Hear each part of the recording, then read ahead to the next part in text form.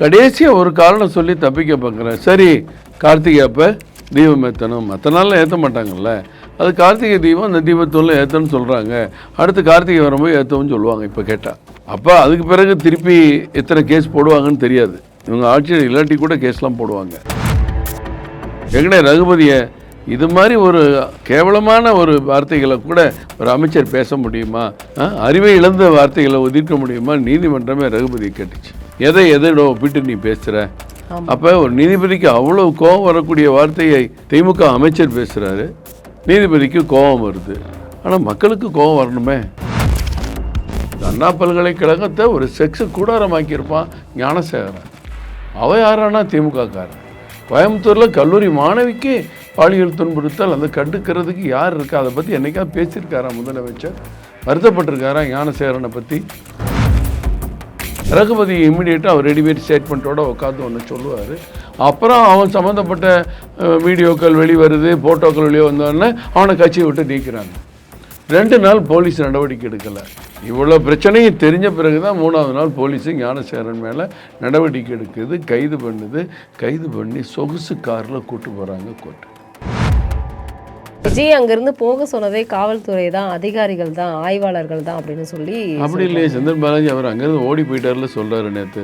இல்லை அதுதான் அப்படி. ஆனால் அங்கிருந்து ஒரு முக்கியமான தகவல் சிபிஐ விசாரணையில் என்ன சொன்னாலும் என்ன வேணாலும் சொல்லிட்டு போட்டுமா. சில பேர் மின்சாரம் இருந்ததுன்னு தமிழக அதிகாரிகள் சொல்கிறாங்க, அங்கே இருக்கிறவங்க கரண்ட்டு போயிடுச்சுங்கிறாங்க. இந்த மாதிரி பல சம்பவங்கள் இருக்கலாம். அதுக்கு தான் சிபிஐ விசாரணை கூப்பிட்டு விசாரிச்சுட்டு இருக்காரு. அங்கே இருக்கிறவங்க கொஞ்சம் அசந்தா திமுகவோட கூட்டணி ஆட்சி அமைக்கலாமான்னு ரெடியாக இருக்காங்க. கூட்டணி ஆட்சி இல்லைங்கிறத அவர் சொல்லலாம், ஆனால் அவர் மைனாரிட்டியாக வந்தால் கடந்த காலத்தில் 99 சீட்டில் ஆட்சி நடத்துகிற மாதிரி இந்த வட்டம் நடத்த முடியாதுங்கிறது முதலமைச்சருக்கு நல்லா தெரியும், திமுகவுக்கு நல்லா தெரியும். இங்கே அப்படி கிடையாது. முதலமைச்சர் ஸ்டாலின் அவர்கள் தேர்தல் அறிக்கையில் 8ஆம் வகுப்பு வரை தமிழை கட்டாய பாடம் வகுப்புன்னு தேர்தல் அறிக்கையில் சொல்லியிருக்காரு. இது வரைக்கும் செய்யலை. தமிழ் மொழி மட்டுமே பிரதானமாக இருக்கக்கூடிய அரசு பள்ளிக்கூட மாணவர்களுக்கு அடிப்படை வசதிகள் கூட கிடைக்கல. மகாகவி பாரதியார் நகரில், அதுவும் மகாகவி பாரதியார் பேரை இருக்க அந்த ஏரியாவில் ஒரு பள்ளிக்கூடத்தில் கஞ்சாவை பாக்கெட்டை வச்சுட்டு வர்றான். அந்த பையனை போலீஸ் செக் பண்ணி எப்போ அது கிடச்சிச்சின்னு சொன்னால் அவன் யாராவது கஞ்சா வியாபாரியை காட்டுவான்னு பார்த்தா அவன் இன்னொரு ஸ்கூலில் காட்டுறான். அப்போ புத்தகங்களை பேனாக்களை பகிர்ந்து கொள்ளக்கூடிய, ஹோம்ஒர்க் நோட்டை பகிர்ந்து கொள்ளக்கூடிய மாணவர்கள் கஞ்சாவை பகிர்ந்துக்கிற அளவுக்கு நிலைமை மோசம் இருக்குது. அதை பற்றி பேச மாட்டேங்கிறாங்க. தமிழ்நாட்டில் அரசு பள்ளியில் படிக்கிறவனுக்கெல்லாம் தனி காலேஜு, தனி மாஸ்டர் டிகிரி, தனி எம்பிபிஎஸ் பட்டம் அப்படின்னு இருந்தால் கூட பரவாயில்ல. ஆனால் எல்லா வசதிகளோட படிக்கிற மாணவனுக்கும் இவனுக்கும் ஒன்றா கடைசியில் போட்டி நினைக்கும் போது பாதி பேர் பின்னாடி போயிடுறான், மீதி பேர் மேலே போய் பின்னாடி போயிடுறான்.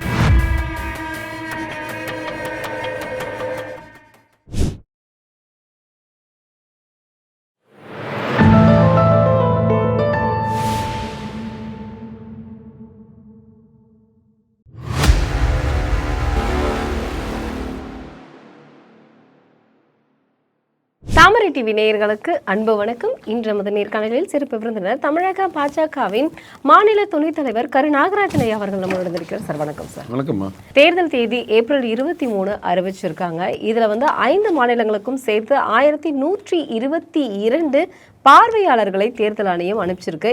இதில் தமிழகத்திற்கு மட்டும் 136 பேரை அனுப்பிச்சிருக்காங்க. இதில் முக்கியமான விஷயம் என்ன அப்படின்னா, திமுக இவங்களுக்கு மெகா விருந்துகளை வச்சு அமக்கலப்படுத்தி இருக்கு. இந்த விருந்து எதற்காக நினைக்கிறீங்க? நிறைய விருந்து சாப்பிட்டோம், மருந்து சாப்பிட்ணும். அது என்ன அர்த்தத்தில் சொல்கிறேன்னா, விருந்து தப்பான விருந்தாக இருந்துடக்கூடாது. அப்புறம் மருந்துங்கிற கசப்பான மருந்து அவங்க சாப்பிட வேண்டியது இருக்கும். ஒரு மாநில அரசு வரக்கூடிய அதிகாரிகளுக்கு அவங்களுக்கு வேண்டிய உதவிகளை செய்யணுங்கிற அடிப்படையில் தான் நான் பார்க்குறேன். அனுப்பக்கூடிய அதிகாரிகள் ஒன்றும் விருந்துக்கு மயங்கிறவங்க அப்படிங்கிறது இருக்காது. நிச்சயமாக அவங்க நேர்மையாக செயல்படுவாங்கன்னு நம்புகிறோம். எந்த அதிகாரிகள் ஒரு தவறான நோக்கத்தில் பேசினாலோ செய்தாலோ உடனடியாக நம்ம தேர்தல் ஆணையத்துக்கு புகார் கொடுக்கலாம், அகில இந்திய தேர்தல் ஆணையத்துக்கு புகார் கொடுக்கலாம். எனவே ஜனநாயக ரீதியில் அவங்க நேர்மையாக செயல்படுவாங்கன்னு நம்ம நம்புவோம். நம்மளுடைய தமிழகத்தில் இருந்த முன்னாள் கவர்னர் RN ரவி அவர்கள் வந்து மேற்கு வங்காளத்திற்கு போவதற்கு முன்னாடியே ஒரு பெரிய லிஸ்ட்டு வந்து தேர்தல் ஆணையத்திற்கு அனுப்பியிருப்பதாக மத்திய அரசுக்கு வந்து அனுப்பியிருப்பதாக ஒரு தகவல் வெளியாயிருக்கு. இதில் முக்கியமாக IPS IAS அதிகாரிகளோடு சேர்ந்து 12 காவல் அதிகாரிகளுடைய பெயரையும் சேர்த்து ஒரு லிஸ்ட்டு கொடுத்துருக்கிறாரு. அது மட்டும் இல்லாமல் அதில் இவங்க தேர்தல் நேரத்தில் இந்த இடத்துல இருந்தால் தேர்தல் சரிவர நடக்காது, நியாயமான முறையில் நடக்காது அப்படிங்கிற மாதிரியான ஒரு பெரிய லிஸ்ட் அங்கே கொடுத்துட்டு தான் வெஸ்ட் பெங்காலுக்கு பயணம் செஞ்சுருக்கிறார் RN ரவி. இதில் யாருடைய பெயர்லாம் இடம்பெற்றிருக்குன்னு நீங்கள் நினைக்கிறீங்க? இதெல்லாம் சொல்ல முடியாது. நிர்வாகத்தில் இருக்கக்கூடிய அதிகாரிகள் தவறுகள் செய்யக்கூடாது, ஒருதலை பட்சமாக செயல்படக்கூடாது.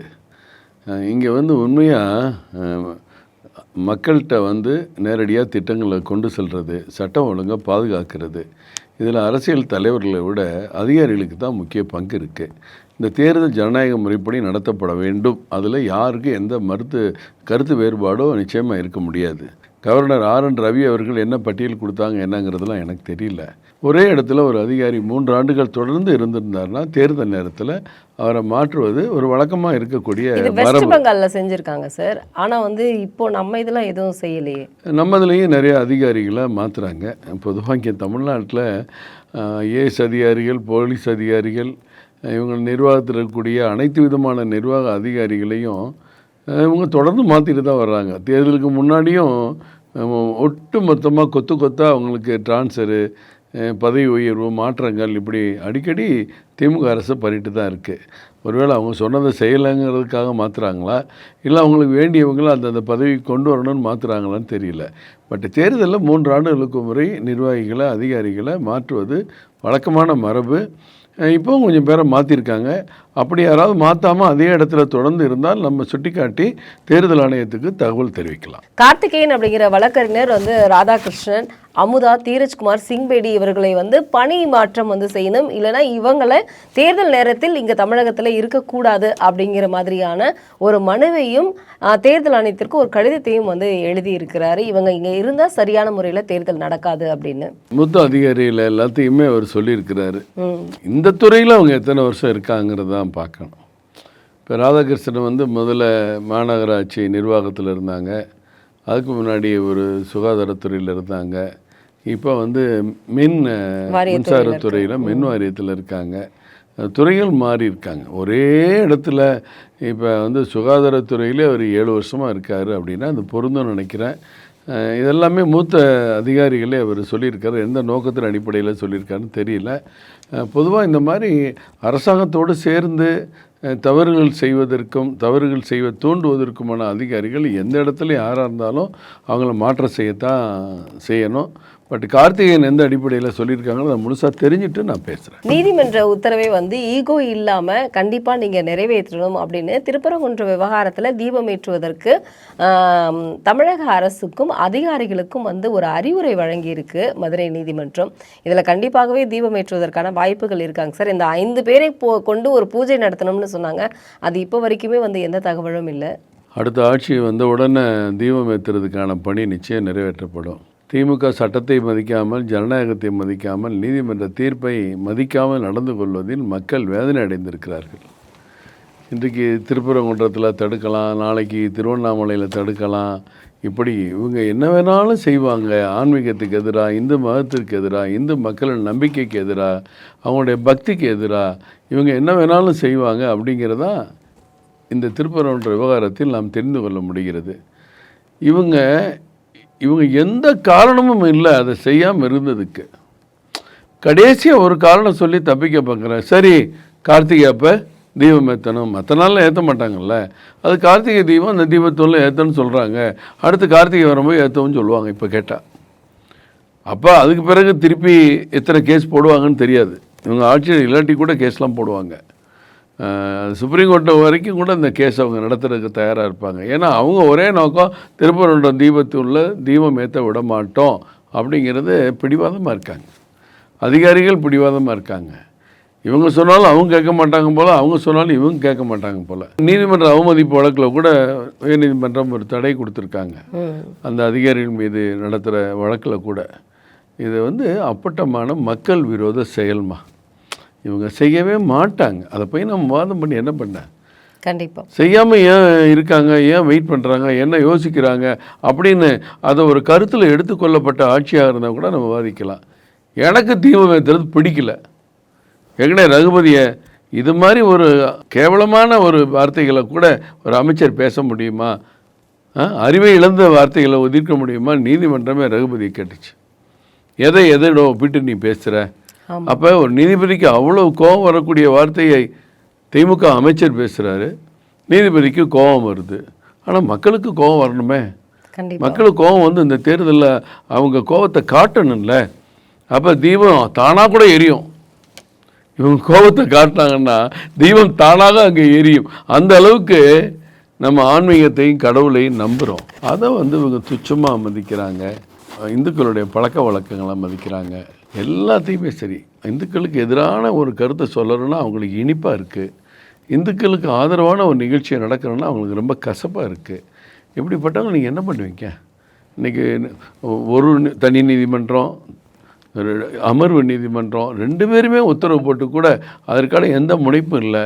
நீங்கள் சொன்ன மாதிரி அந்த விளக்கு தூணுக்கு கீழே உட்கார்ந்து 5 பேர் பூஜை செய்யணும்னு சொன்னதை கூட இன்னும் நடைமுறைப்படுத்த முடியாமல் தானே அவங்க இருக்காங்க.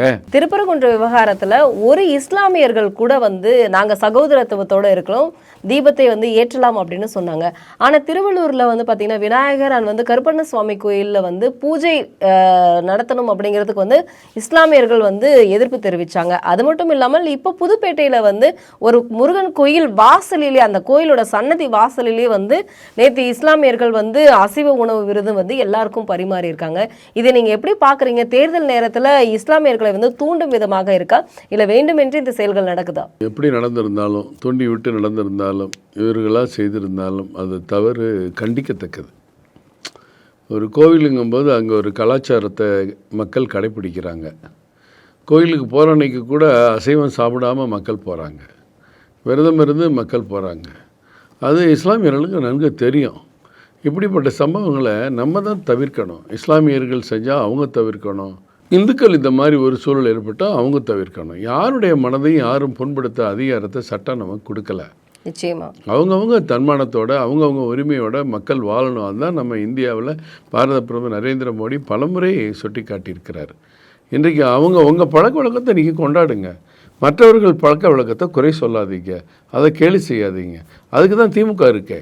இஸ்லாமிய மக்கள் அப்படி நடந்து கொள்ளக்கூடாது என்று நான் போடு கேட்டுக்கொள்கிறேன். இப்போது செந்தில் பாலாஜி வந்து பார்த்திங்க அப்படின்னா நேற்று வந்து சிபிஐயில் வந்து ஆஜராகி 7 மணி நேரம் விசாரணை நடந்திருக்கிறது. இதில் முக்கியமாக வந்து அவர்கிட்ட வந்து பலவிதமான கேள்விகளை எழுப்பியிருப்பதாக வந்து செய்திகள் வெளியாயிட்டிருக்கு. இதில் அடுத்த கட்ட விசாரணைக்கு வந்து அவர் அழைக்கப்படுவாரா, இல்லை அடுத்தது வந்து என்ன மாதிரியான நடவடிக்கைகள் சிபிஐ மேற்கொள்ளணும்னு நினைக்கிறீங்க சார்? கரூர் நடந்த சம்பவத்துக்கு சிபிஐ விசாரணையில் போய் உட்காந்து கதை விட்டுட்டுருக்காரு. அங்கே என்ன நடந்துச்சு எல்லாருக்கும் தெரியும். பிற்பகல் நடத்த வேண்டிய ஒரு நிகழ்ச்சியை 6 மணி நேரம் 7 மணி நேரம் மக்களை காக்க வச்சு வந்தது ஒரு மிகப்பெரிய வேதனைக்குரிய விஷயம். அதனால தான் அந்த சம்பவத்தினுடைய அடிப்படை. ஆனால் அங்கே நடக்கும்போது நடந்த சம்பவங்களில் ஜெனரேட்டர் வேலை செய்யாமல் போனது, தகடு விழுந்தது, மரம் விழுந்து, இந்த மாதிரி பல குழப்பமான நிலங்களில் மின்சாரம் போயிடுச்சு அப்படின்னு சொல்கிறாங்க. சில பேர் மின்சாரம் இருந்ததுன்னு தமிழக அதிகாரிகள் சொல்கிறாங்க. அங்கே இருக்கிறவங்க கரண்ட்டு போயிடுச்சுங்கிறாங்க. இந்த மாதிரி பல சம்பவங்கள் இருக்கலாம். அதுக்கு தான் சிபிஐ விசாரணை செய்யணும் கூப்பிட்டு விசாரிச்சுட்டு இருக்காரு. செந்தில் பாலாஜியை பொறுத்த வரைக்கும் அவர் விஜய் அவர்கள் மீது அங்கே நடந்த சம்பவம் விஜயனுடைய தவறு தான் சுட்டி காட்டியிருக்காரு. 7 மணி நேரம் தாமதமாக வந்ததுனாலையும் கூட்டத்தில் இருந்தவங்களுக்கு எந்த அடிப்படை வசதிகளையும் அவர் செய்து குடிக்க தண்ணி கூட இல்லாத ஒரு நிலையிலையும் அவங்க வேர்த்து விறுவிறுத்து மயங்கி விழுந்து பல சம்பவங்களுக்கு அது ஒரு அடிப்படை காரணமாயிடுச்சு. அதுக்கு அவரையே சார் போகணும், காவல்துறை தானே இது செஞ்சுருக்கணும். காவல்துறை தண்ணி கொடுப்பாங்களா? காவல்துறை வந்து பாதுகாப்பான வசதிகள் எல்லாமே இருக்கானு செக் பண்ணியிருக்கணும். எல்லாரும் கலைஞ்சு போங்க, இவ்வளோ கூட்டமாக இருக்கீங்க, தள்ளி இல்லை செக் பண்ணியிருக்கணும். சொன்னால் கேட்பாங்களா? யோசிச்சு பாருங்கள். நிகழ்ச்சி ஏற்பாடு செய்கிறவங்க தான் கேட்கணும்.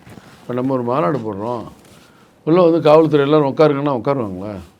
நம்ம நிர்வாகிகள் தம்பி உட்காரு, அண்ணா உட்காரு, ஐயா உட்காருன்னு சொல்லி அங்கே போய் சரிப்படுத்துகிற வேலை, அவங்களுக்கு தேவையான அடிப்படையை வசதி பண்ணி கொடுக்குறோம். அது டாய்லெட்லேருந்து குடி தண்ணீர்லேருந்து அங்கே போலீஸ் பாதுகாப்பு எப்படி இருக்கோ அதே மாதிரி மருத்துவ பாதுகாப்பு, ஆம்புலன்ஸ் வசதி எல்லாமே நம்ம தான் செய்யணும். போலீஸா செய்வாங்க? இப்ப விஜய் போலீஸ் இடத்துக்கு அனுமதி கொடுப்பாங்க, சுற்றி இருந்து பாதுகாப்பாங்க. விஜய் அங்கிருந்து போக சொன்னதே காவல்துறை தான், அதிகாரிகள் தான், ஆய்வாளர்கள் தான் அப்படின்னு சொல்லி. அப்படி இல்லையே, செந்தில் பாலாஜி அவர் அங்கேருந்து ஓடி போயிட்டார்ல சொல்றாரு நேற்று. இல்ல அதுதான் அப்படி. ஆனா அங்கிருந்து ஒரு முக்கியமான தகவல் சிபிஐ விசாரணையில சரி, என்ன இருக்கு அப்படின்னு சொன்னாலும் சொல்றாங்க. என்ன வேணாலும் சொல்லிட்டு போட்டுமா. ஆனால் நம்ம சாதாரண நபர் யார் இருந்தாலும் அந்த இடத்த விட்டு போவாங்களா? இதே சகோதரர் விஜய் அவர்கள் ஒரு சினிமாவில் அப்படி ஒரு காட்சி வந்திருந்தா என்ன பண்ணியிருப்பார்? வருத்தமாக இருக்காது? என்ன பண்ணியிருப்பார் நான் சொல்லவா? உடனே வண்டியிலேருந்து கீழே குதிச்சிருப்பார், இறங்கி நடந்து வர மாட்டார். வண்டியிலேருந்து குதித்து பாதிக்கப்பட்டவங்களெல்லாம் ஒருத்தராக தூக்கிட்டு ஆம்புலன்ஸ் ஓடுவார், எல்லாரையும் கூப்பிடுவார், மருத்துவமனைக்கு ஒரு 100 பேர் அனுப்புவார். அங்கே வண்டியை தள்ளிட்டு போய் அவசர சிகிச்சை பொருளில் சிகிச்சை எடுப்பார். உடனே எல்லாருக்கும் ஃபோன் பண்ணி இந்த பிளட் குரூப் ரத்தம் கொடுக்குறவங்களாம் வரிசையில் வந்து நில்லுங்கம்பார். அப்போ அவர் தலைவர், இளைஞர்களை ஈர்த்துள்ள தலைவர் இப்படிலாம் செயல்பட்டால் அந்த இடத்துல எல்லாருக்கும் பொறுப்புணர்வு கூடியிருக்கும். கீழே விழுந்தவங்க மேலே ஏறி மிதித்து ஓடுறாங்க. அப்போ விஜயை அந்த களத்தில் நின்றுருந்தால் அந்த சம்பவங்கள்லாம் கூட குறைஞ்சி ஒரு 10 பேர் உயிர் குறைந்து போவதற்கு கூட 40ங்கிறது 30,000 கூட ஒரு வாய்ப்பு இருக்குது. பட் அங்கேருந்து உடனே கிளம்புறதுங்கிறது ஒரு மனச்சாட்சிக்கு விரோதமான செயல். அவர் பாதுகாப்புக்கு ஏதாவது பிரச்சனை இருக்குமா? நிச்சயமாக இருக்காது. அவருக்கு போலீஸ் தக்க பாதுகாப்பு கொடுப்பாங்க. அங்கே வந்திருக்க எல்லாருமே விஜய் மீது அன்பும் மதிப்பும் வைத்திருப்பாங்க. அவர் விஜய் இருக்காருன்னு சொன்னாலே எல்லாருமே அலர்ட் ஆயிடுவாங்க.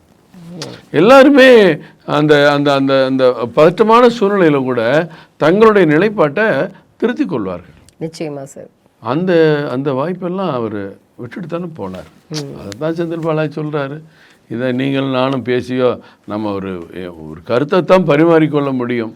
ஆனால் விஜய் செய்த தவறா இல்லையா அப்படிங்கிறது சிபிஐ விசாரணையில் தான் தெரியும். அதுக்கு தானே அவரையும் கூப்பிட்டு விசாரிச்சுட்டு இருக்காங்க. இன்னைக்கு வந்து தஞ்சை தமிழ் பல்கலைக்கழகத்தை வந்து மூடுவதற்கான அபாயம் வந்து ஏற்பட்டு இருக்கிறது. ஏன்னா தமிழ்னு சொல்லக்கூடிய தமிழக அரசு ஆனால் வந்து தஞ்சை பல்கலைக்கழகத்தை வந்து மூட போகிறாங்க அப்படிங்கிற மாதிரியான ஒரு செய்தி வெளியாயிருக்குங்க சார். இப்போ நவோதய பள்ளிகளையும் வந்து திறப்பதற்கான எந்த ஒரு இதையும் வந்து இவங்க எதிர்ப்பு தெரிவிச்சிருக்காங்க, கல்வியாளர்கள் கண்டனம் தெரிவிச்சிருக்காங்க. இப்போ தமிழை வந்து ஒரு முன்மொழியணும் அப்படின்னு சொல்லக்கூடிய திமுக அரசு ஆனால் இன்னைக்கு ஒவ்வொரு பல்கலைக்கழகம், சமஸ்கிருத பல்கலைக்கழகத்தை மூட போகிறாங்க, இப்போ தஞ்சை பல்கலைக்கழகத்தை வந்து மூட போகிறாங்க. ஆய்வு பணிகள் எல்லாமே வந்து ஸ்டாப் ஆகிடுச்சு. நிறைய கல்லூரிகளில் வந்து துணைவேந்தர்கள் இல்லை அப்படின்னு சொல்லிட்டு பல கல்லூரிகளை வந்து 17க்கும் மேற்பட்ட பல்கலைக்கழகங்களை வந்து மூட போகிறதா ஒரு செய்தி வெளியாயிருக்கு. இது எப்படி சார் நீங்கள் பார்க்குறீங்க? இதுதான் கல்வியினுடைய நிலைமையா தமிழகத்தில்? நேற்றைக்கு சம்பவம் எஸ்எஸ்எல்சியில் ஆங்கில பாடத்தை ஏறத்தாழ 11,000 மாணவர்கள் பாடமே பரீட்சைக்கே வரல. ஆமாம். அப்போ நீங்கள் இதெல்லாம் என்ன பண்ணுவீங்க? 247 பள்ளிக்கூடத்தை மூடிட்டோம். பள்ளிக்கூட மாணவன் கஞ்சா பட்டணத்தோட கிளாஸுக்கு வர்றான். ஆசிரியர்கள் மேலே போக்சோ குற்றச்சாட்டு கைது செய்யப்படுகிறார்கள். பல பில்டிங்கில் இயங்குகிற பில்டிங் ஒழுங்கால இடிஞ்சு விழுது, காரை இடிஞ்சு விழுது, மரத்தடியில் வச்சு பிள்ளைகளுக்கு 1940 மாதிரி சொல்லி கொடுத்துட்டு உக்காந்துருக்கோம். ஆனால் இங்கே உலக அளவிற்கு எங்கள் மாணவனுடைய திறமை உயர்ந்துருச்சுன்னு மகேஷ் பொய்யாமொழி பொய் மட்டுமே பேசிகிட்டு இருக்கார். தமிழ் பாடத்தில் தகுதி தேர்வை அடுத்த கட்டத்துக்கு அந்த ஆசிரியருடைய திறமையை சோதிக்கக்கூடிய தேர்ச்சி தேர்வில் தமிழில் ஏறத்தாழ 20 மார்க் வாங்க முடியாமல் 20,000 ஆசிரியர்கள் தோல்வி அடைகிறாங்க. இன்றைக்கும் நீங்கள் கிளாஸில் போய் பார்த்தா தமிழில் ஒரு 8ஆம் படிக்கக்கூடிய மாணவன்ட்ட நீங்கள் ஒரு டிக்டேட் பண்ணுங்கள், எத்தனை பேர் தமிழில் ஒழுங்காக எழுதுறான்னு பாருங்கள். தமிழை வாசிக்க முடியாமல் திணறிட்டு இருக்காங்க. அப்படியே எழுதினாலும் லா அந்த வித்தியாசமே தெரிய மாட்டேங்குது. அந்த பையங்களுக்கு தமிழ் இலக்கணமே தெரிய மாட்டேங்குது. தேசிய கல்விக் கொள்கையில் 5வது வரைக்கும் தமிழ் கட்டாயப்படமாக்குங்க, 8வது வரைக்கும் நீங்கள் விரும்பினா கட்டாயப்படமாக்குங்க அப்படின்னு சொல்லியும் அவங்க செய்யலை. முதலமைச்சர் ஸ்டாலின் அவர்கள் தேர்தல் அறிக்கையில் 8ஆம் வகுப்பு வரை தமிழை கட்டாயப்பாடமாக்கணும் தேர்தல் அறிக்கையில் சொல்லியிருக்காரு. இது வரைக்கும் செய்யலை. தமிழ் மொழி மட்டுமே பிரதானமாக இருக்கக்கூடிய அரசு பள்ளிக்கூட மாணவர்களுக்கு அடிப்படை வசதிகள் கூட கிடைக்கல. ஒரு பக்கம் மெட்ரிகுலேஷன் ஸ்கூலுக்கு போகிற பையங்க பஸ்ஸில் அப்படி ஜம்முன்னு சட்டை கசங்காமல் ஏறி நின்று போயிட்டுருக்கான். ஒரு பக்கம் பொதி முட்டையை வச்சு அமுக்கின மாதிரி அந்த ஸ்கூல் பஸ்ஸு போகிற நேரங்களில் பிள்ளைங்களுக்கு இடம் கிடைக்காம அந்த பிள்ளைங்கள் தொத்திட்டு போகிற காட்சியை, மேலே படிக்கட்டில் ஏறி நின்றுட்டு போகிற காட்சியெல்லாம் நம்ம பார்க்குறோம். இதுதான் இங்கே இருக்கிற பள்ளிக்கூடம் கல்வியோட நிலைமை. இதை போய் நீங்கள் அதெல்லாம் விட்டுட்டு நீங்கள் மேலே போயிட்டீங்க பல்கலைக்கழகத்துக்கு. பல்கலைக்கழகங்களுக்கு யார் வருத்தப்படுறாங்க? பல்கலைக்கழகமே அண்ணா பல்கலைக்கழகத்தை ஒரு செக்ஸு கூடாரமாக்கியிருப்பான் ஞானசேகரன். அவன் யாரானா திமுககாரன். கோயம்புத்தூரில் கல்லூரி மாணவிக்கு பாலியல் துன்புறுத்தல், அதை கண்டுக்கிறதுக்கு யார் இருக்கா? அதை பற்றி என்னைக்காவது பேசியிருக்காரா முதலமைச்சர்? வருத்தப்பட்டிருக்காரா ஞானசேகரனை பற்றி? சம்பவத்தை என்னைக்காவது கண்டிச்சிருக்காங்களா? முதல்ல அவன் திமுகவே இல்லை, பொய் சொல்கிறீங்கம்பாங்க. ரகுபதி இம்மிடியேட்டாக அவர் ரெடிமேட் ஸ்டேட்மெண்ட்டோடு உட்காந்து ஒன்று சொல்லுவார். அப்புறம் அவன் சம்மந்தப்பட்ட வீடியோக்கள் வெளிவருது, ஃபோட்டோக்கள் வெளியே வந்தோடனே அவனை கட்சியை விட்டு நீக்கிறாங்க. 2 நாள் போலீஸ் நடவடிக்கை எடுக்கலை. இவ்வளோ பிரச்சனையும் தெரிஞ்ச பிறகு தான் 3ஆவது நாள் போலீஸு ஞானசேகரன் மேலே நடவடிக்கை எடுக்குது, கைது பண்ணுது. கைது பண்ணி சொகுசு காரில் கூப்பிட்டு போகிறாங்க கோர்ட்டு. சொகுசு ஏசி காரில் கூட்டிகிட்டு போகிறாங்க. நம்ம பார்த்தோமா இல்லையா? இப்படிலாம் கல்வி சீரழிஞ்சு கிடக்குமா? நமக்கு இப்போ நோக்கம் கல்வி வளர்ச்சி இல்லை. டாஸ்மாக்கு 52,000 கோடி உயர்த்திட்டோம் வியாபாரத்தை. ஏறத்தாழ 30,000 கோடி இருந்தது திமுக ஆட்சிக்கு வரும்போது. இன்றைக்கி 52,000 கோடி ஆக்கிட்டோம். அதை 60,000 கோடி ஆக்கியிருக்கலாமே அப்படிங்கிற செயல் திட்டம் தான் நமக்கு இருந்தது. கல்வியை வியாபாரமாக்கிட்டோம். ஒழிக்கப்பட வேண்டிய சாராய வியாபாரத்தை அரசாங்கமே பார்க்குது. இதனால தான் கல்விக்கூடங்கள்லாம் இன்றைக்கு மாறி போச்சு. பள்ளிக்கூடங்களுக்கெல்லாம் ஒன்றுக்கு ஒன்று தொடர்புள்ள கஞ்சா புழக்கம் மாணவர்களுக்கிடையே வர்றதெல்லாம் எப்படி நீங்கள் பார்க்குறீங்க? இது எவ்வளோ பெரிய அவமானமான செயல். இந்த பீடி சிகரெட்டு குடிக்கிற பையன் என்ன பழக்கம் இருந்தால் கூட எங்கேயாவது ஒளிந்து மறைந்து ஒரு சிகரெட்டு குடிக்கிற காட்சிகள்லாம் நம்ம தமிழ்நாட்டில் பார்த்தோம், படங்கள்லாம் கூட பார்த்தோம். இன்றைக்கி கஞ்சாவை பாக்கெட்டில் வச்சுட்டு மகாகவி பாரதியார் நகரில், அதுவும் மகாகவி பாரதியார் பேரை இருக்க அந்த ஏரியாவில் ஒரு பள்ளிக்கூடத்தில் கஞ்சாவை பாக்கெட்டை வச்சுட்டு வர்றான். அந்த பையனை போலீஸ் செக் பண்ணி எப்போ அது கிடச்சிச்சின்னு சொன்னால், அவன் யாராவது கஞ்சா வியாபாரியை காட்டுவான்னு பார்த்தா அவன் இன்னொரு ஸ்கூலை காட்டுறான். அப்போ புத்தகங்களை பேனாக்களை பகிர்ந்து கொள்ளக்கூடிய, ஹோம்ஒர்க் நோட்டை பகிர்ந்து கொள்ளக்கூடிய மாணவர்கள் கஞ்சாவை பகிர்ந்துக்கிற அளவுக்கு நிலைமை மோசம் இருக்குது. அதை பற்றி பேச மாட்டேங்கிறாங்க. கண்ணை மூடிட்டு நீட்டு எதுக்குறாங்க. நீட்டு வந்த பிறகு தான் இன்றைக்கு தமிழ்நாட்டில் ஏழை எளிய மாணவர்கள், பழங்குடியின மாணவர்கள், பட்டியல் சமுதாய மாணவர்கள், மாணவிகள் ஏறத்தாழ இந்த வருஷம் 640 பேர் டாக்டர் ஆகியிருக்காங்க. நீட்டுக்கு முன்னாடி 5 பேர் 10 பேர் டாக்டர் ஆனாங்க. ஆனால் கண்ணை மூடிட்டு காங்கிரஸ் திமுக கொண்டு வந்த நீட்டை திமுகவே அதை எழுத்துக்கிற நாடகத்தை இன்னும் எத்தனை நாளைக்கு நடத்துவீங்க? அப்படி தடையாக இருக்கிறவங்க கவர்னர் கூட சண்டை போடுறதுக்கு மட்டுமே இந்த பல்கலைக்கழக களத்தை பயன்படுத்தினாங்க ஒழிய பல்கலைக்கழகத்தின் வளர்ச்சிக்கு இவங்க எந்த காலத்துலேயும் செயல்படலை. அந்த உரிமையை பருங்கி வேந்தர், முதலமைச்சர் ஸ்டாலின் வேந்தர் அப்படிங்கிற பட்டத்தை சுமக்கிறதுக்கு தான் அவங்க ஆசைப்பட்டாங்க ஒழிய பல்கலைக்கழக முன்னேற்றத்துக்கு செய்யலை. அந்த பல்கலைக்கழகத்தில் நடைமுறைப்படுத்தி கொண்டிருந்த அந்த துணைவேந்தர்கள் எல்லாருமே எத்தனை பேர் மேலே ஊழல், எவ்வளோ ஊழல் குற்றச்சாட்டு, எல்லாமே நீதிமன்ற விசாரணையில் இருக்குது. அப்படித்தானே நம்ம பல்கலைக்கழகம் நடத்திட்டு இருந்தோம். அது சமஸ்கிருத பள்ளிக்கூடமா? எங்களுக்கு அது வேண்டாம். நவோதயா பள்ளிக்கூடமா? நவோதயா பள்ளிக்கூடம்னா என்ன? நவோதயா பள்ளிக்கூடம் என்றால் என்ன? பட்டியல் சமுதாய மாணவ மாணவிகளுக்காக இங்கே இருக்கிற வேலம்மாள் மெட்ரிகுலேஷன் மாதிரி, மகரிஷி வித்யாலயா மாதிரி உயர்தர கட்டிடங்களை கொண்ட, அடிப்படை வசதிகளை கொண்ட, கல்வி அமைப்பை கொண்ட ஒரு பள்ளிக்கூடம். யாருக்கு? பட்டியல் சமுதாய மாணவர்களுக்கு முதலிடம். எவ்வளோக்கு வருஷத்துக்கு எவ்வளோ சார்ஜு அவங்களுக்கு கட்டணம்? வெறும் 200 ரூபா. ஒரு ஆண்டுக்கு ஒரு பட்டியல் சமுதாய மாணவன் வெறும் 200 ரூபா கொடுத்துட்டு பக்கத்து பள்ளிக்கூடத்தில் 2 லட்சம் ரூபா கொடுத்து படிக்கிற மாணவனுக்கு இணையான கல்வி கிடைக்குதுன்னா அது வேண்டாம். கண்ணை மூடிட்டு வேண்டாங்கிறீங்க. இன்றைக்கும் இந்தி ஒழிகன்னு நீங்கள் எதுக்கிறதுல அவ்வளோ ஆசைப்படுறீங்க. ரயில் நிலையத்தில் போய் அழிச்சிட்டு இருக்கீங்க. இன்றைக்கும் அந்த அந்த அந்த மழுத்து போன ஒரு ஆயுதத்தை நீங்கள் கையில் எடுத்துகிட்டு, துருப்பிடிச்ச ஆயுதத்தை கையில் எடுத்துகிட்டு பேசுகிறீங்க. ஆனால் இணையாக செயல்படுகிற தனியார் பள்ளிக்கூடங்கள் அனைத்திலும் இந்தி ஒரு பாடமாக கற்றுக் கொடுக்கப்படுகிறது. இதை திமுக அரசு உடனே அப்படியே மாற்றுறாங்க. யார் வேணாலும் படிக்கலாம், நாங்கள் தடையில்லை, திணிக்காதீங்க. அப்போ மற்ற பள்ளிக்கூடங்களில் படிக்கிற எல்லா மாணவர்களும் ஒரு புதிய மொழிகளை கற்றுக்கொள்ளலாம். அரசாங்க பள்ளிக்கூடத்தில் மட்டும் நோ. அது என்ன அடிப்படை தத்துவம்? இது என்ன கொள்கை? புரியாத கொள்கையை பேசி மக்களை ஏமாற்றிட்டு இருக்கீங்க. இன்றைக்கி பாருங்கள், ஒரு 3வது 5வது 8வதுலாம் ஒரு பொது பரீட்சை வைக்கணும்னு மோடி சொல்கிறார். உடனே நம்ம முதலமைச்சர் பிஞ்சு குழந்தைகளை பிழிந்து எடுக்காதீர்கள், கசக்காதீர்கள்லாம் கலைஞர் மாதிரி வசனம்லாம் பேசினார். எதுக்கு மோடி சொன்னாருங்கிறது இதுவரைக்கும் அவர் வெளிப்படையாக சொன்னதே இல்லை. அவர் மனச்சாட்சிக்கு தெரியும். தனியார் பள்ளிக்கூடத்தில் 3வது 5வது சொல்லிக் கொடுக்கக்கூடிய பிள்ளைகள், அந்த டீச்சரு ஒரு 10,000 15,000 சம்பளம் வாங்கிட்டு சொல்லிக் கொடுக்குறவங்க. நம்ம பக்கம் 1 லட்சம் 1.5 லட்சம் வாங்கிட்டு சம்பளம் வாங்கிட்டு சொல்லிக் கொடுக்குற டீச்சர்ஸ் இங்கே இருக்காங்க.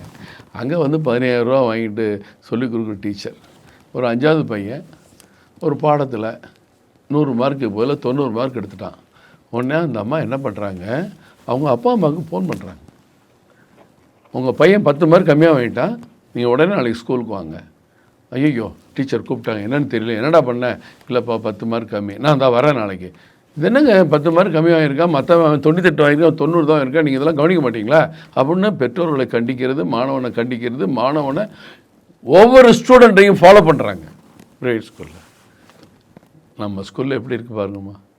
நம்ம அரசாங்கம் சொல்லிக் கொடுக்குற கார்ப்பரேஷன் ஸ்கூலில், உயர்நிலை பள்ளிகளில், அரசு பள்ளிகளில் அங்கே படிக்கிற பிள்ளைங்களை, ஏழை பிள்ளைங்களை அவங்க அப்பா அம்மாவே ஒரு வேலைக்கு போயிடுவாங்க. பிள்ளைங்க ஸ்கூலுக்கு போகிறாங்களா இல்லையா, என்ன படிக்கிறாங்க என்னங்கிறது தெரியும். பல வீடுகள் அப்பாட்ட இருங்க இந்த தம்பி என்ன படிக்கிறான் அப்படின்னு கேட்டு சொல்லக்கூடிய அளவிற்கு பிள்ளைங்கள் கவனிப்பு இருக்குது. இப்படி அடிப்படை வசதி இல்லாமல் பஸ்ஸில் திணிச்சு படிக்கட்டில் தொங்கிட்டு போய் படிக்கிற பிள்ளைங்க, ஒரு பக்கம் ஏசி பஸ்ஸில் போய் படிக்கிற பிள்ளைங்க, 2 பேரும் எங்கே வர்றான், ஈக்குவலாக மேலே வந்து சமமான போட்டியில் வந்து நிற்கிறான். ஒருவேளை தமிழ்நாட்டில் அரசு பள்ளியில் படிக்கிறவனுக்கெல்லாம் தனி காலேஜு, தனி மாஸ்டர்ஸ் டிகிரி, தனி MBBS பட்டம் அப்படின்னு இருந்தால் கூட பரவாயில்ல. ஆனால் எல்லா வசதிகளோடு படிக்கிற மாணவனுக்கும் இவனுக்கும் ஒன்றா வந்து கடைசியில் போட்டி நினைக்கும் போது பாதி பேர் பின்னாடி போயிடுறான், மீதி பேர் மேலே போய் பின்னாடி போயிடுறான். அப்போ அவனுக்கு அடிப்படை கல்வி 3வது 5வது 8வதுங்கிறது அவன் பயிற்சியில் தேர்வுபடுக்கிற காலத்தில் அவனுடைய கல்வி அறிவு எந்த அளவுக்கு மேம்பட்டிருக்கு, பாடக அறிவு எந்த அளவுக்கு மேம்பட்டிருக்குன்னு தெரிஞ்சுக்கிறதுக்காக தான் அந்த பரீட்சை. ஃபெயில் போடுறதுக்காக அதில் ஃபெயிலே கிடையாது.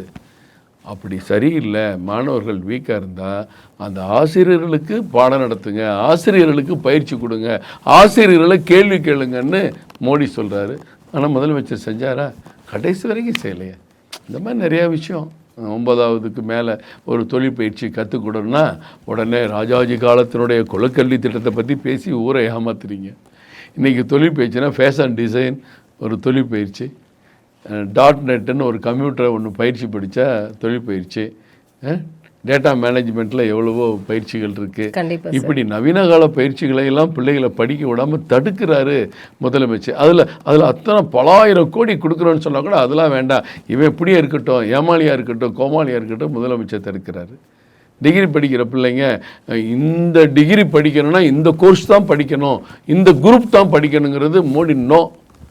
நீ என்ன வேணாலும் படி, எந்த காலேஜில் வேணாலும் என்ன கோர்ஸில் வேணாலும் சேர்ந்துக்கங்கிறாரு, அதை வேணாங்கிறாங்க. அதில் எவ்வளோ பிள்ளைங்க அழுகிறாங்க தெரியுமா, எனக்கு இந்த குரூப் கிடைக்கல, நான் காலேஜுக்கே போகலை அப்படின்னு சொல்கிற பிள்ளைங்களாம் இருக்குது.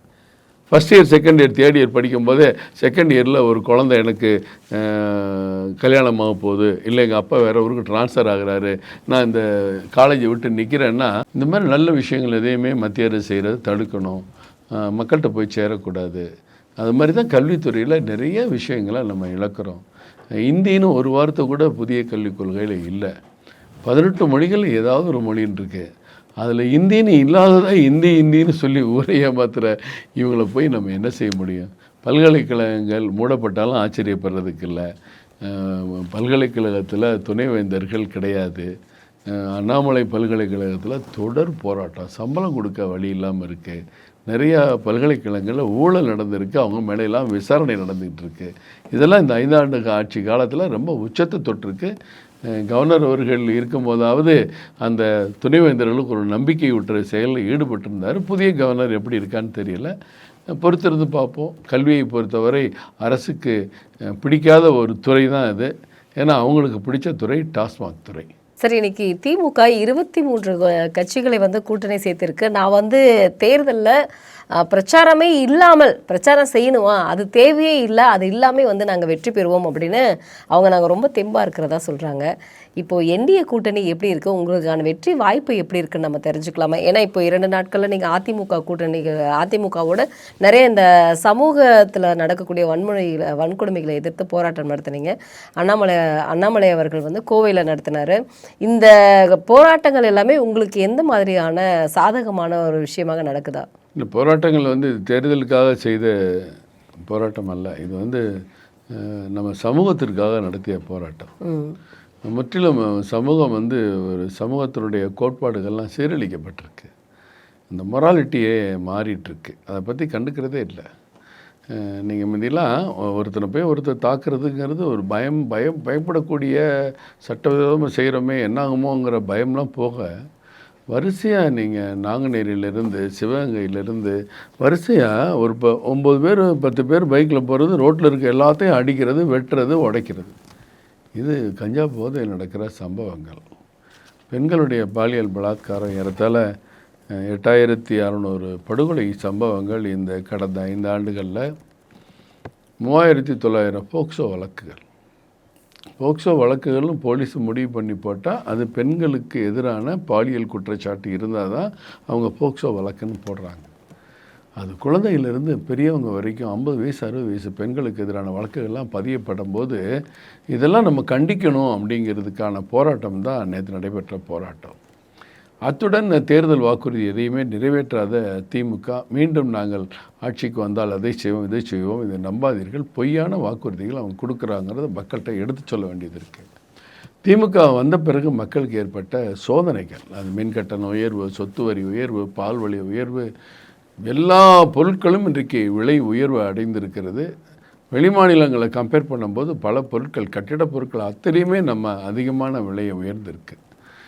நெல்லுக்கு ஆதாரான விலை நம்ம ஒடிசாவில் 3500 கொடுக்குறோம். தமிழ்நாடு இன்னும் 2500 ரூபாயை தாண்டலை. இப்படிப்பட்ட பல்வேறு குற்றச்சாட்டுகளையும் சேர்த்து தான் நேற்றுக்கு கண்டன ஆர்ப்பாட்டம் நடந்தது. கூட்டணியில் வந்து 23 கட்சின்னு சொன்னீங்க. ஆமாம், கரெக்டாக 23 24 22 தெரியல. ஏன்னா ஒரு நாளும் ஒரு செய்தி போடுறாங்க. உங்களுக்கு தெரியுமா 23 கட்சி பேர்? ஸ்டாலின் சொன்னது 23ன்னு அவரே சொன்னார். உங்களுக்கு 23 கட்சி பேர் தெரியுமா? நாஞ்சில் ஸ்டாலினுக்கே தெரியாதுன்னு நாஞ்சில் சம்பத் சொன்னார். அந்த மாதிரி இருக்கு. அவங்க அந்த கூட்டணி கட்சிகள் பலம் போதாதுன்ற காரணத்தினால தானே கேப்டன் கட்சியும் உள்ளே கூட்டு போனாங்க.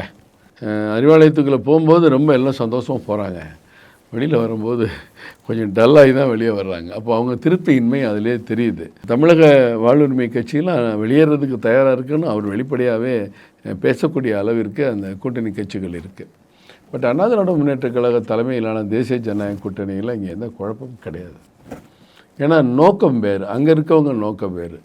அங்கே இருக்கிறவங்க கொஞ்சம் அசந்தா திமுகவோட கூட்டணி ஆட்சி அமைக்கலாமான்னு ரெடியாக இருக்காங்க. கூட்டணி ஆட்சி இல்லைங்கிறத அவர் சொல்லலாம். ஆனால் அவர் மைனாரிட்டியாக வந்தால் கடந்த காலத்தில் 99 சீட்டில் ஆட்சி நடத்துகிற மாதிரி இந்த வட்டம் நடத்த முடியாதுங்கிறது முதலமைச்சருக்கே நல்லா தெரியும், திமுகவுக்கு நல்லா தெரியும். இங்கே அப்படி கிடையாது. இங்கே கூட்டணி ஆட்சி பங்கு எதுவுமே இல்லை. நாங்கள் திமுகவை தோற்கடிக்கணும்.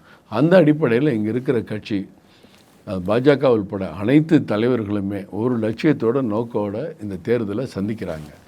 மக்கள் திமுக மேலே இருக்க வெறுப்பு, திமுகவை தோற்கடிக்க வேண்டும் என்ற எண்ணம், திமுக ஆட்சிக்கு எதிரான மனநிலை அத்தனையும் ஒரு அணிக்கு போனால் தான் திமுகவை தோற்கடிக்க முடியும்னு மக்களுக்கு நல்லா தெரியும்.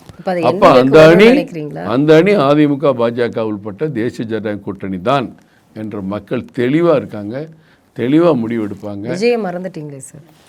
அவர் புதுசாக களத்துக்கு வர்றாரு, அவர் ஜெயிக்க முடியாதுல்ல, அதான் எல்லாரும் சொல்கிறாங்களா, அவருக்கே தெரியுமே. வெற்றி பெற முடியாது. ஒரு சில இடங்கள் வெற்றி பெற்றால் கூட அது மிகப்பெரிய ஆச்சரியமான விஷயந்தான். திமுகவை வீழ்த்தக்கூடிய பலமான அணிக்கு எதிர்மனநிலையில் இருக்க மக்கள் வாக்குகள், எதிர்மனநிலையில் பலதரப்பட்டவங்களும் பல்வேறு எதிர்மனநிலையில் இருக்கலாம். இப்போ தமிழ்நாட்டு பெண்கள் 2,30,00,000 ரேஷன் கார்டு, இவங்க 1,27,00,000 தான் கொடுத்துருக்காங்க. மீதி 1,03,00,000 பெண்கள் மனசில் வெந்து சாகுறாங்க.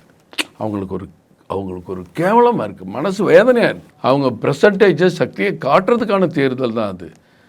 வெற்றி பெற்று ஆட்சி அமைக்கிற தேர்தல் அவங்களுக்கு கிடையாது. அண்ணன் சீமான் அவர்களுக்கும் சகோதரர் விஜய் அவர்களுக்கும் அது கிடையாது. இது வெற்றியா தோல்வியாங்கிற அந்த நிலையில் கடுமையான போட்டியில் இருக்கிறது அதிமுக தலைமையிலான தேசிய ஜனநாயக கூட்டணியும் திமுகவுடைய கூட்டணியும் தான். இங்கே திமுகவுக்கும் தமிழ்நாட்டு மக்களுக்கும் தான் போட்டி. அவர் சொல்கிற மாதிரி இல்லை. உண்மையான போட்டி தமிழ்நாடு மக்கள் ஜெயிக்கிறாங்களா திமுக ஜெயிக்கிறாங்களா பார்த்துருவோம்.